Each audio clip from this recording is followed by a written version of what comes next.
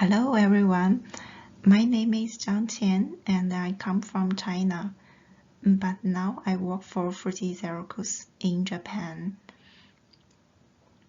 The title of my presentation is Incorporating Multi-Level Positive Feedback to Session-Based Nearest Neighbor. Okay, let's begin my presentation. In recommender system, users' introduction, such as click, purchase, view, is widely considered positive signal as their preference. This user interaction, also called user implicit feedback. However, user preference is graded. Some types of user introduction are considered more strongly representative of user preference. For example, a repeat purchase on an item may be stronger signal than a single purchase. And a purchase action may be more indicative than a view action. And a click and completed action on song may be more relevant than a click but skip action on a song. So in this study, we concentrate on such multiple level positive feedback. We call it MLPF. MLPF is considered to infer different levels of user feedback to items, with higher levels reflecting a higher user preference. Most previous recommender technologies with MLPF are model-based methods that use learning models to predict user interests, such as well-known matrix factorization and Bayesian personalized ranking. Meanwhile, in recent years, with the increasing use of online service, a recommendation type known as session-based recommendation has become popular. A session-based recommendation predicts items that user will probably click next in a session.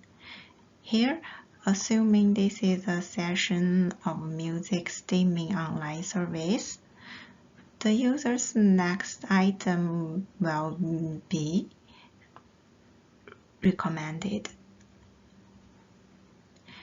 The algorithms for session-based recommendation include model-based and nearest neighbor-based methods. Neural methods as model-based methods have been applied to session-based recommendation that contains approaches based on RNN, CNN, and other deep learning approaches.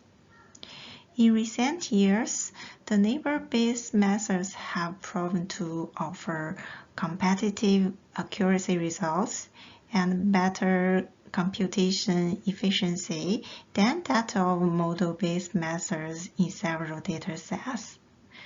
Therefore, the neighbor-based method with the MLPF is expected to improve the performance of session-based recommendations.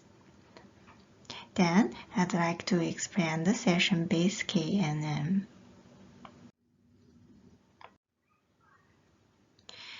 Here is a current session. The session-based recommendation aims to predict the next item of the current session. The session-based KNN is a technique that compares the items in the current session with these in the past sessions. First, for current session S, the neighborhood set of the k most similar path sessions are calculated. To compute the similarity between sessions, all the sessions are represented as a vector where the value of 1 is assigned to the item in the session and the value of 0 assigned to the item not in the session. As a well-known similarity measure, the cosine similarity and Jaccard index can be used like these equations. And then the recommendation score for each item is given by this equation, where the indicator function 1n return 1 if session n contains item I, and return 0 if it doesn't contain item I. In this case, the item 8 will with the highest score, so it will be recommended as the next item. Then we extend SKNN by incorporating the user MLPF. Before I introduce our approach, I'd like to introduce what kind of variant can be used as multi-level feedback in session. For example, we can use repeat behavior. An item with more repeat clicks is considered more preferable. And here, the item 1 is clicked once, twice, 3 times. So it is considered with higher preference than the item with a single click, like item 2. The other example is the time gap. For the e-commerce domain, the longer user view a page of a website, the more relevant the page is considered to be. For music streaming domain, the shorter the playtime, the less preferred is considered to be.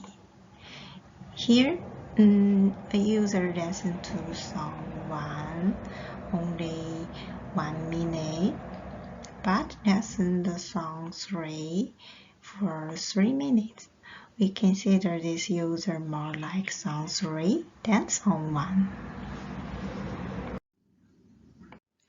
Okay, next I will introduce our approach. We extend SKNN by incorporating the multi-level positive feedback in 2 regards. One is similarity measure, and other one is indicator function. If first we incorporate the user MLPF into similarity measure. Instead of representing a session as a vector, use the value of 1 or 0, we add lambda as a way to present different strengths of MLPF, where Z is the level of MLPF. For example, the item is clicked, item I is clicked twice, so it is represented lambda 2. The new similarity is used like here.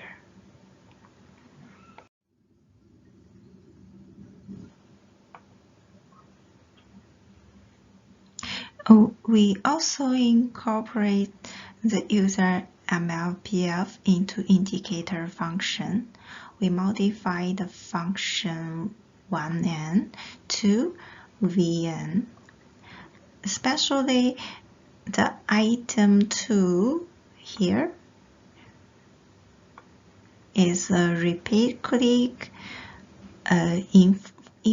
inferring higher level of feedback, so give it a value larger than 1. The score for each item is given like this.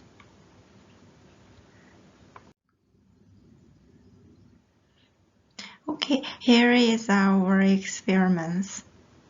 To monitor the effect of MLPF, we conducted experiments on different datasets and different types of additional information. We used two incumbency dataset and one from music domain. Depending on the available MLPF, we use repeat behavior and due time for e-commerce dataset, and use repeat behavior and play time for music dataset. Here is the result. The first result is the performance of our method with cosine similarity. We highlight the best performance compared with our method with original SKNN. For MRR at N, our method performed better on all datasets and all types of feedback than the original SKNN, especially when N was small. For HR at N, our method performed well when N was small. However, it could not be successfully implemented when N was large.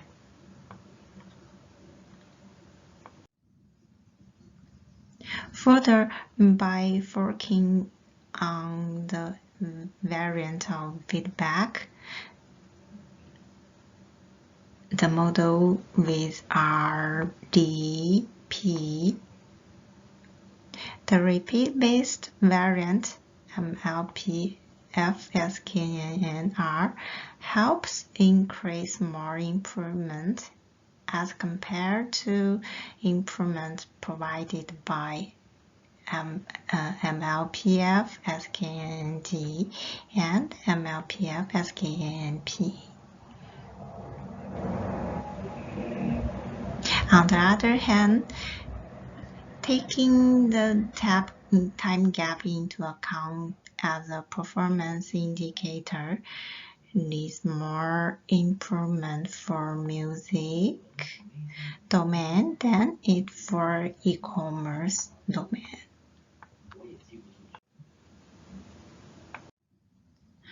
We further examine the characteristics of our method.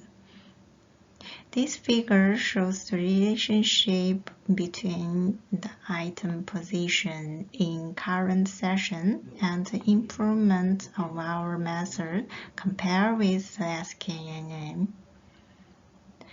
Our method can achieve more improvements, especially when the position is higher. This indicates that the higher number of positive user feedback for a session leads to the better performance by our method. Lastly, let me summarize the main point of our research.